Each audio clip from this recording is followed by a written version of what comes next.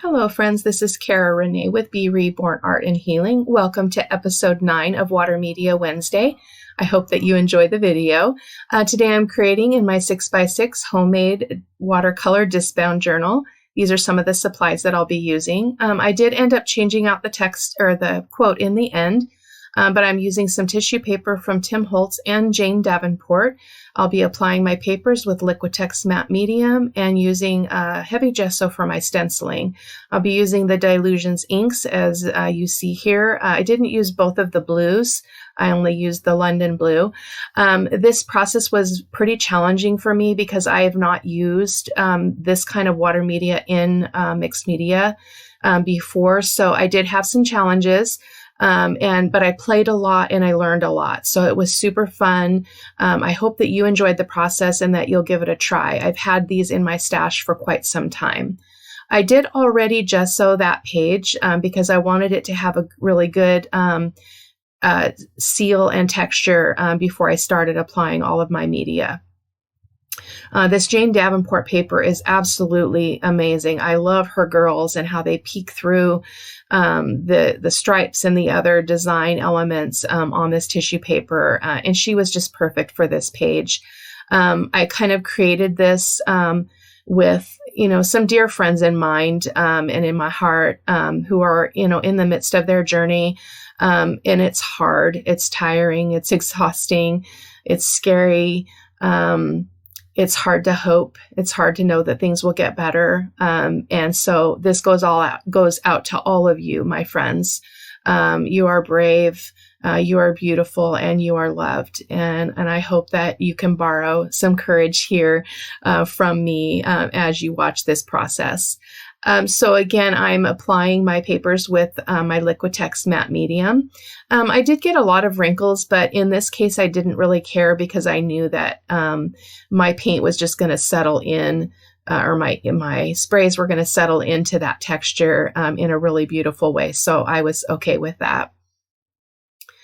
So I did cut out some of that collaging part because it's pretty repetitive, basically just kind of spreading out the elements so that I have some good balance to the page. I love working in this size of journal because it's very manageable. So if you feel intimidated by art journaling, I would really encourage you to start with something small. And that was me wiping up a whole pot of matte medium that spilled on my desk while I was creating. That was really fun. I didn't have a means to scoop it up, so I had to just wipe it up with my paper towel and call it good. So I did take my sentiment and sprayed it with some distress ink, or some distress spray, excuse me. All the supplies will be listed on my blog where you can find this video as well.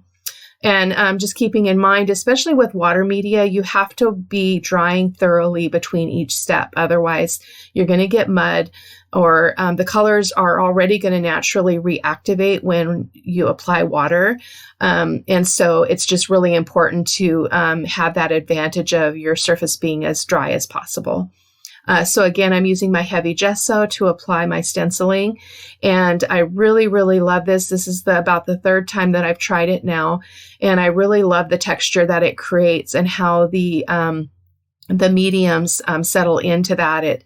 It's an uneven surface, and it's really, really beautiful. And you'll be able to see that in some close-ups when I start applying some of the sprays here.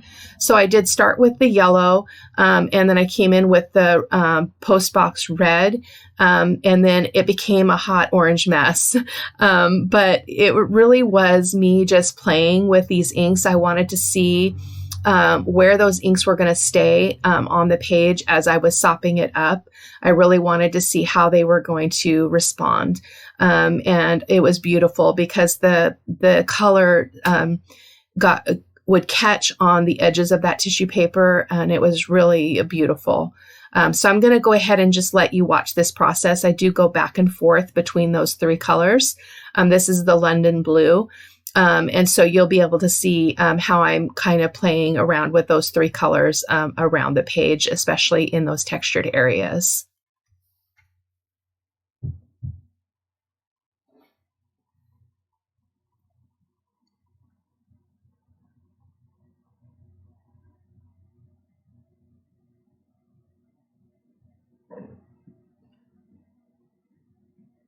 And again, if you hear road noise, yeah, it's the busy road out here in the country. We're about 6 miles from the city, but we sure do get a lot of traffic out here on our road, and our house sits really close to the road. And my studio is on the corner of the house, and so it takes the brunt of the sound. So unfortunately, our windows and things need to be replaced, and hopefully that will happen in the near future, and we'll have a little bit of a better sound barrier here. So anyway, I loved this Postbox red. It was very, very vibrant. I think it leaned more towards orange, but I thought it was really beautiful for this page. And I loved that I was able to control how much of that medium was left on her face. And because I didn't want her face to be too obscured, I wanted it to be kind of mysterious, but I wanted it to be clean and clear. So I think I was able to achieve that. The tissue paper is really fun to work with. And as you probably noticed, I didn't use my usual vintage book pages and music pages on this at all. I just used those 2 types of tissue paper and made the entire page out of that. So that was really beautiful. And it was really, again, a stretch for me. I really, really wanted to reach for something more permanent, but I didn't. I just kept working with the water medium because I needed to learn how to manage it and how to work with it. And hopefully you'll learn something from the process as well. It's a unique medium to use. It does not respond at all like acrylics or even watercolor.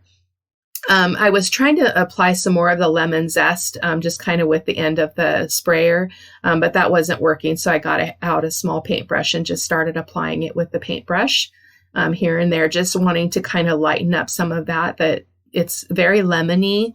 It was a beautiful, beautiful color. I was really quite impressed with it.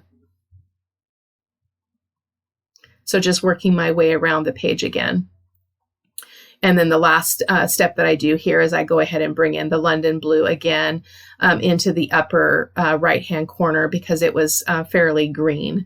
And I liked that I could make that run kind of right across her face. And so I left that little bit of greenish yellow there. And I really liked that effect. And there's the London blue again. Wanted to kind of darken up that upper right-hand corner.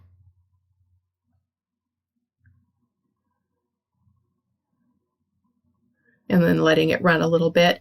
And I kept trying to spritz it with water because I'm used to doing that with acrylics, but I had to be super careful because it would just reactivate all the color underneath. So it was really quite challenging, but I love how it turned out.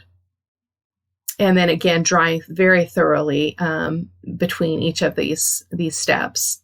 The colors worked pretty well together. I wasn't too concerned. I was able to get a purple and I was able to get some orange tones by using the yellow and the red together. So it worked out really well.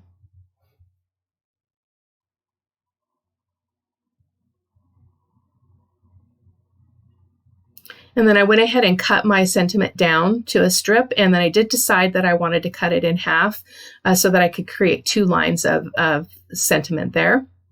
And when I put this down on my page, it was way too dark. And so I went ahead and put it on some kind of a lagoon colored scrapbook paper because that was my favorite color that was pulling out of this piece was that blue lagoon. So, or I can't remember what it was called. London blue. And so I went ahead and put it on the scrapbook paper and then I popped it up with some foam squares.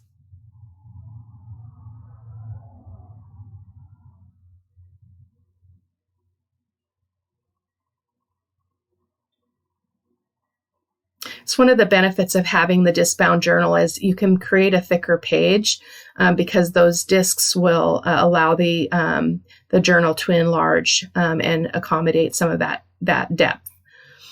So the last thing that I did here is I went ahead and got my Distress ink out in walnut stain and went ahead and darkened the edges just a little bit. It wasn't too much. It wasn't as dark as I normally go, but for this page, it was just perfect. So I hope that you enjoyed this video, and I hope that you'll go back and check out the other 8 episodes. They've been really fun, a lot of variety in different techniques and mediums that I'm using. So I hope that you'll check it out. I hope that your family is well and that you are taking good care of yourselves. I know it's hard to be stuck at home and not be able to be with people. I know that I'm struggling with that, but I hope that it's going okay for you and that you're able to glean some blessings and some treasures out of this time. I hope you have a great day. Thank you so much for watching. And if you haven't already liked and subscribed to my channel, I'd really appreciate it if you did. Thank you so much. Bye-bye.